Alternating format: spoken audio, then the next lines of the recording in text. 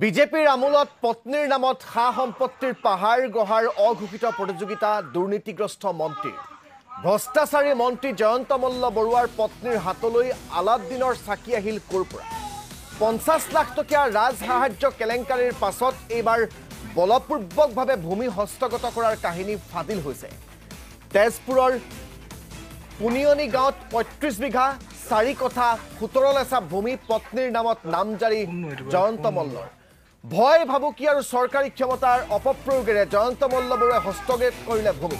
ভুৱা প্ৰলোভন আৰক্ষীৰ ভয় দেখুৱাই বিবদমান ভূমিৰ পৰা খেদিলে ৰাইটি পট্টা থকা বাসিন্দাক জেচিবি লগাই ভাঙি দিলে ঘৰ বাৰী উভালি পেলালে গছ-গছনি মন্ত্ৰী পত্নীৰ নাম মাটি নামজাৰি কৰা তেজপুৰ ৰাজহ চক্ৰ বিষয়াৰো লগালে খদমদম ৰাইটিৰ গোচৰক আওকাণ কৰি ততাতৈয়াকৈ মন্ত্ৰী পত্নীৰ মাটি নামজাৰি কৰিলে চক্ৰ বিষয়াই তেজপুৰ বিশ্ববিদ্যালয়ৰ সমীপত ৰাইটি পট্টা থকা লোকৰ ওপৰত জয়ন্ত স্তাৱক বাহিনীৰ অত্যাচাৰ মাটিৰ দালাল ৰিজুমণি হৰমুজৰ উৎপাদত অতিষ্ঠ পুনিয়নি গাঁৱৰ বাসিন্দা বলপূৰ্বকভাৱে ক্ৰয় কৰা ভূমিত পকী বেৰ নিৰ্মাণেৰে টকাৰ গৰম দেখুৱালে জয়ন্ত মল্ল বৰুৱাই আৰু এই গোটেই কথা বতৰাবোৰ এতিয়া পোহৰলৈ আহিছে ভুক্তভোগী লোকসকলৰ ভাষ্যই গোটেই ঘটনাটো পোহৰলৈ আনিছে এইগৰাকী গুৰু গোসাঁই নমনা মন্ত্ৰী জয়ন্ত মল্ল বৰুৱাই গৰুৰ যিটো বিতৰ্কত সোমাই পৰিছিল সেই গৰুখুটিৰ গৰু চুৰৰ বিতৰ্কত সোমাই পৰাৰ পিছত এইবাৰ বলপূৰ্বকভাৱে মাটি দখলৰ এক বিতৰ্ক তেওঁৰ বিৰুদ্ধে সাঙুৰ খাইছে পত্নীৰ নামত খা সম্পত্তিৰ পাহাৰ গঢ়াৰ অঘোষিত প্ৰতিযোগিতাত যেন নামি পৰিছে এইগৰাকী ভ্ৰষ্টাচাৰী মন্ত্ৰী জয়ন্ত মল্ল বৰুৱা আমি গোটেই বিষয়টো সন্দৰ্ভত প্ৰথমে আপোনালোকক তেজপুৰৰ যি পুনিয়নি গাঁও সেই গাঁওখনৰ পৰা সবিশেষ জনাই ল'ব বিচাৰিছোঁ আমাৰ সাংবাদিক অৰ্ণৱ নাথৰ জৰিয়তে অৰ্ণৱ মই আপোনাৰ কাষলৈ আহিছোঁ হয় ইতিমধ্যে তেজপুৰ বিশ্ববিদ্যালয় সংযোগী যি পথ সেই সংযোগী পথত ইতিমধ্যে জয়ন্ত মল্ল বৰুৱাৰ যি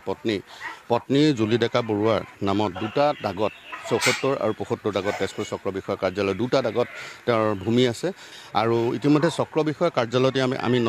তথ্য লাভ কৰিছোঁ চক্ৰ বিষয়া কাৰ্যালয়ৰ পৰা আৰু ইয়াৰ লাট মণ্ডল আছিলে ৰঞ্জিত লস্কৰ চক্ৰ বিষয়া মাধুৰ্য বৰগোহাঁইৰ দিনত এইখিনি তেওঁলোকে চক্ৰ বিষয়াৰ ৫-৩-২০২৪ তাৰিখে আপচ বাটোৱাৰা নম্বৰ অনুসৰি ক্ৰয় কৰিছিলে আৰু দুটা দাগত ৭৪ দাগত 15 বিঘা 1 কঠা 18 লেচা মাটি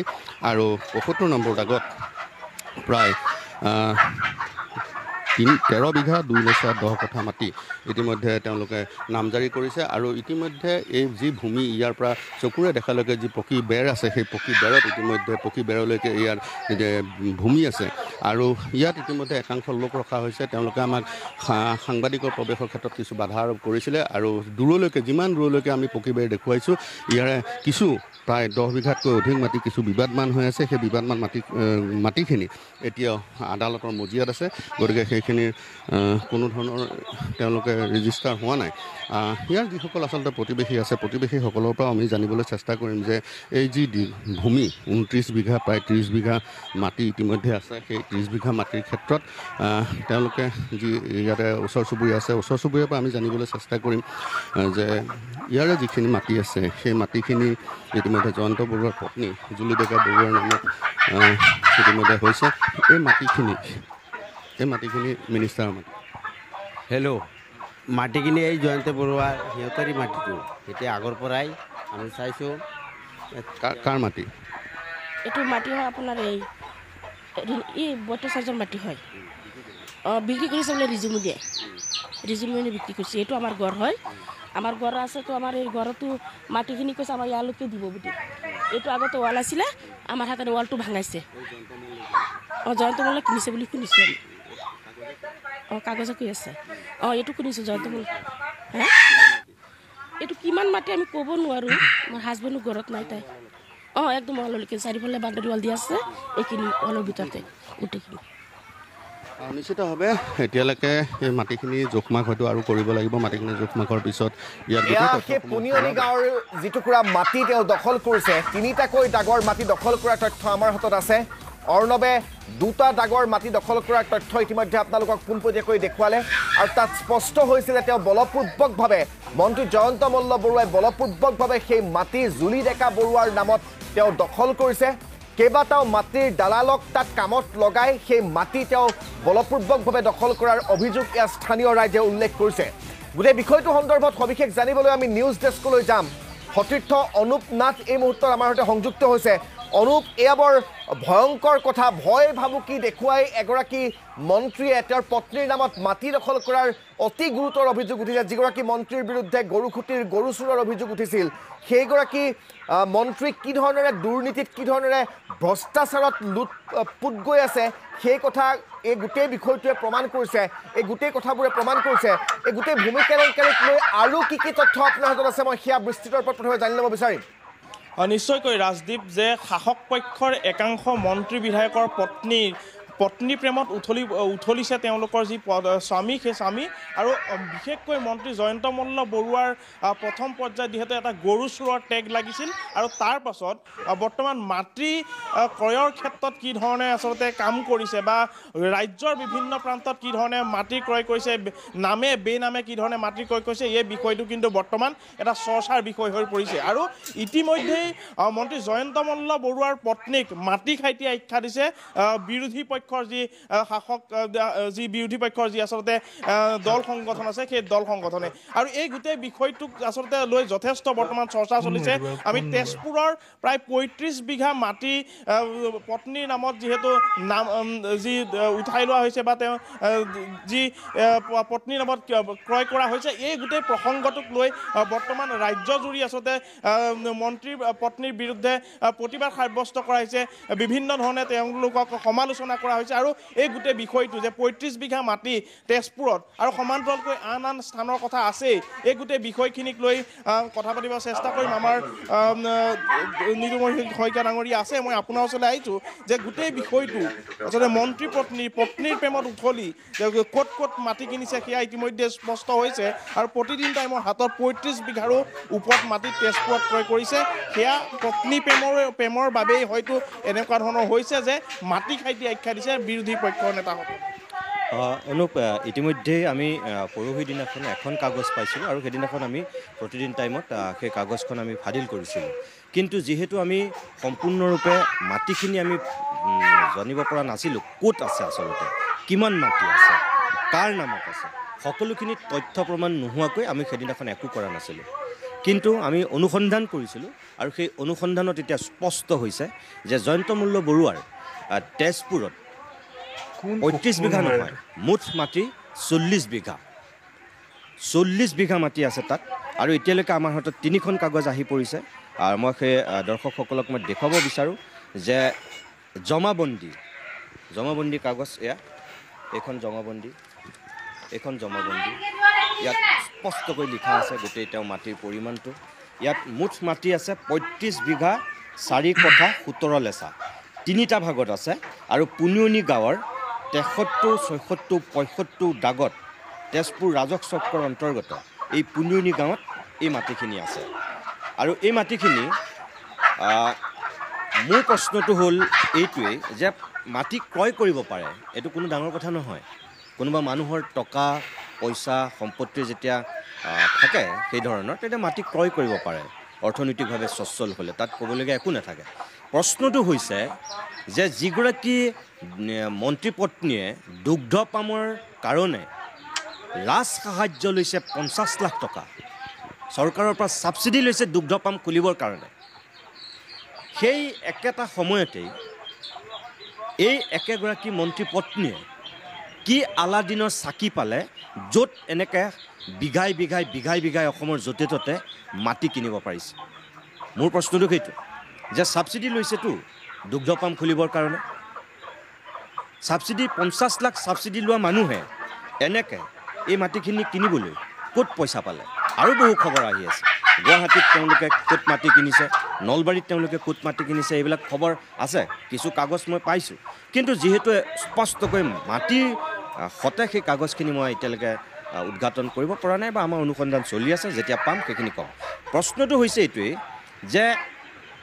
২৯/২/২০২৪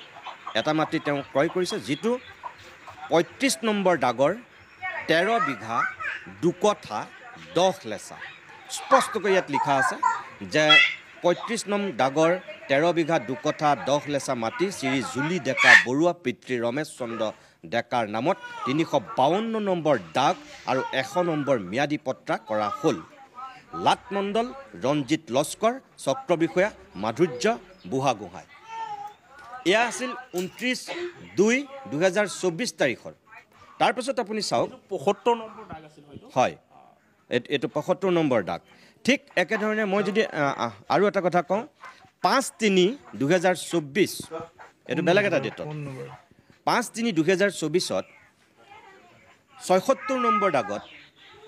15 বিঘা 1 কঠা 18 লেচা মাটি জুলি ডেকা বৰুৱাৰ নামত পিতৃ ৰমেশ চন্দ্ৰ ডেকাৰ নামত 354 নম্বৰ দাগ আৰু 102 নম্বৰ ম্যাদী পত্ৰা কৰা হ'ল। এয়া মুখেৰে কোৱা কথা নহয়, এখন কাগজে কৈছে। ঠিক একেধৰণে আৰু ইটো মাটি তেওঁ যিটো মই যে ক'লোঁ 3টা দিনত তেওঁলোকে এই মাটিখিনি নিজৰ নামলৈ লৈ গৈছে 24/7/2023। তাৰমানে এইটো এটা 24 চনত, আনটো কিন্তু 2023 চনত। এতিয়া কথা হ'ল তেওঁলোকে ৰাজ সাহায্য কেতিয়া লৈছে, এই মাটি তেওঁলোকৰ নামলৈ নামজাৰি কেতিয়া হৈছে, এইটোৱেই কথাটো। সময়টো চাওক, মন্ত্ৰীয়ে কৈছিল যে তেওঁ কংগ্ৰেছৰ দিনত বেয়া কাম কৰিছে, বিজেপিলৈ অহাৰ পিছত তেওঁ নাই কৰা। আমাৰ প্ৰশ্নটো এতিয়া সেইটোৱে যে মুখ্যমন্ত্ৰী মহোদয় আৰু বিজেপিৰ ৰাজ্যিক সভাপতি দিলীপ শইকীয়াৰ প্ৰতি আমাৰ আহ্বান এইটোৱেই যে এই মন্ত্ৰীৰ পত্নীয়ে কেনেকৈ পালে এইখিনি মানে আলাউদ্দিনৰ চাকিটো, য'তে ত'তে যে এনেকৈ ঘুমটি দোকান খোলা দি এনেকৈ মাটি কিনি পেলাই ৱাল দি থৈ দিছে, এইখিনি ক'ত পালে তেওঁ উত্তৰ দিয়ক, অসমৰ ৰাইজক উত্তৰ দিয়ক যে তেওঁ যদি বেয়া কাম কৰা নাছিল, একেটা সময়তে 50 লাখ টকা ৰাজ সাহায্য লৈছে আৰু তাৰপিছত এনেকৈ য'তে ত'তে বিঘাই বিঘাই মাটি কিনিছে। আৰু মই যিমান দূৰ গম পাইছোঁ তেওঁ মাটিৰ পৰিমাণটো, তেজপুৰত থকা মাটিৰ পৰিমাণটো প্ৰায় 6,50,00,000 টকা হ'ব। 6,50,00,000 ইমানমান হ'ব পাৰে তাৰমানে মাটিৰ, গোটেই যিখিনি মাটিৰ কথা ওলাইছে। এই মই ক'লোঁ নহয়, এতিয়ালৈকে আমাৰ তাত যিখিনি আহিছে এই 40 বিঘাৰে 35 বিঘা 4 কঠা 17 লেচাৰ মাটিৰ আমাৰ তাত কাগজ আছে আৰু মাটিখিনি আমি দেখুৱাই দিছোঁ। অনুপ আমাৰ যিটো অনুসন্ধান, সেই অনুসন্ধানত তেজপুৰৰ পুনিয়নি গাঁৱৰ এই মাটিখিনি সন্দৰ্ভত বহু বিস্ফোৰক তথ্য পোহৰলৈ আহিছে। আমি আৰু কথা পাতিম, আমি আমাৰ মুখ্য সম্পাদকগৰাকীৰ পৰা বিস্তৃত ৰূপত আৰু কথা জানিম। কিন্তু এটা কথাটো হৈছে, এই যি অভিযোগ উত্থাপন হৈছে মাটি দখলৰ, সেই অভিযোগ আমি বা প্ৰতিদিন টাইমে উত্থাপন কৰা অভিযোগ নহয়, নিতুমণি শইকীয়াই উত্থাপন কৰা অভিযোগ নহয়, সেয়া পুনিয়নি গাঁৱৰ খুদ ৰাইজে উত্থাপন কৰিছে। কিদৰে তেওঁলোকে সেই ভুক্তভোগী ৰাইজৰ জীৱনলৈ আতংক নমাই আনিছে এই কাম কাজবোৰ কৰি, সেয়া আমি আপোনালোকক তেওঁলোকৰ মুখেৰেই শুনুৱাই ল'ব বিচাৰিছোঁ। সেইখিনিতো আমাৰ শাহুৰৰ আছিলে, শাহুৰৰ দেউতাৰ আছিলে। আমিতো ইমানটো নাজানো, মানে আমি জানো যে এইটো আমাৰ শাহুৰৰ দেউতাৰ মাটি আছিলে। তেতিয়া সিহঁতে মোৰ শাহুৰৰ চেনকা কৰ্মকাৰ আৰু শাহুৰৰ দেউতাকৰ নাম জগত কৰ্মকাৰ আছিলে। মাটিটো শাহুৰৰ সিহঁতে কৈছিলে 30 বিঘা আছে বুলি। এইটো ৱালটো এতিয়া ভট্টাচাৰ্য বুলি সেই ছাৰে মাটি বোলে, এইটো সিহঁতে দখল কৰি লৈছে আমাৰ মাটিৰে। আমাৰ যিমান বাঁহৰ বাৰী আছিলে, তামোল বাৰী আছিলে, এইবিলাক ভাঙি চিঙি এইটো দখল কৰি লৈছে মাটিটো ভট্টাচাৰ্য। এতিয়া আমাকে উঠাবলৈ দি আছে, আমাক মাটি নিদিয়ে, ক'ত দিব, 1 কঠা মাটি দিয়ে সিহঁতে বোলে, আমি বোলে দখল কৰি লৈছোঁ, আমি বোলে বেছি দিনত বহা নাই। আমাৰ শাহুহঁতেতো 200-150 বছৰ হৈ গ'ল ইয়াত বহি আছে। এয়া ভুক্তভোগী ৰাইজৰ প্ৰতিক্ৰিয়া আপোনালোকে শুনিবলৈ পাইছে। পুনিয়নি গাঁৱৰ ভুক্তভোগী ৰাইজৰ সেয়া অভিযোগ আপোনালোকে শুনিবলৈ পাইছে। নিজৰ মাটিত এতিয়া থাকিবলৈ তেওঁলোকে অনুমতি নোপোৱা হৈছে। গোটেই বিষয়টো সন্দৰ্ভত বিধায়ক অখিল গগৈয়ে সংবাদমেল সম্বোধন কৰিছে। আমি পোনে পোনে সংবাদমেলৰ মাজলৈ লৈ গৈছোঁ। আনচাৰ্ভেড, নন কেডেষ্টিয়েল বুলি শব্দ এটা নিশ্চয় আপোনালোকে সকলো মানুহে জানে, অসমৰ মানুহে। আনচাৰ্ভেড, যে যেতিয়ালৈকে কেডেষ্টিয়েল, যেতিয়ালৈকে শিকলি নেপেলায় মই মাটিৰ কাম কৰি থাকোঁ, মানুহৰ কাৰণে যুঁজি থাকোঁ কাৰণে এইখিনি মই ভালকৈ ডিটেইলছত জানো।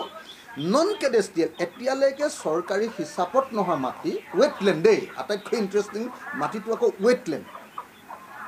জলাশয়। তাক মাটিৰ শ্ৰেণী বুলি ক'লে জলাহ বুলি ক'ব লাগে। তেনেকুৱা মাটি তেওঁ কি কৰিছে, আপোনাৰ বৰলীয়া নদী আৰু নোনা নদীৰ মাজৰ সেইটো অংশ এখন গাঁৱৰ আচলতে এই যিখন গাঁৱৰ গোটেই পথাৰখনেই তেওঁ কিনি লৈ গৈছে এখন গাঁৱৰ তেওঁ মানে গোটেই পথাৰখনেই তেওঁ কিনি লৈ ল'লে